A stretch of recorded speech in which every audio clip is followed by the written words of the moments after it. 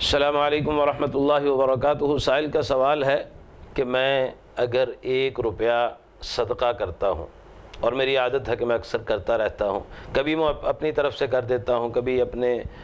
فوت شدگان کی طرف سے، اپنے والد کی طرف سے، کبھی اپنی والدہ کی طرف سے، کبھی اپنے بہن بھائیوں کی طرف سے میں صدقہ کر دیتا ہوں، تو کیا یہ میرا عمل درست ہے؟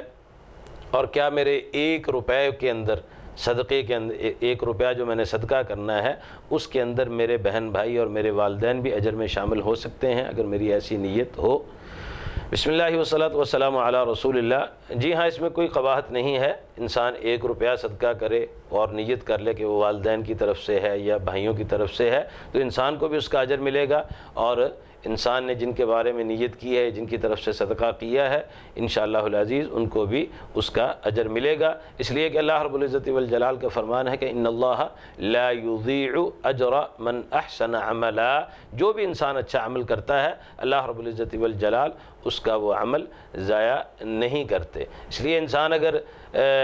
روپیہ تو بہت بڑی چیز ہے، رسول اللہ صلی اللہ علیہ وسلم نے تو فرمایا کہ اتقوا النار ولو بشق تمرہ، کھجور کا ایک ٹکڑا دے کر بھی اپنے آپ کو جہنم کی آگ سے بچا سکتے ہو، تو یہ کام بھی کر گزرو، یعنی یہ بھی صدقہ ضرور کرو۔ اس لیے صدقے کی کوئی حد مقرر نہیں ہے، کم سے کم کتنا کرنا ہے، جتنا بھی کیا جا سکتا ہے۔ آج کے دور میں اگر 1 روپے کی کوئی حیثیت نہیں ہے تو تھوڑا سا پیچھے چلے جائیں، ہمارے آباء و اجداد کے زمانے میں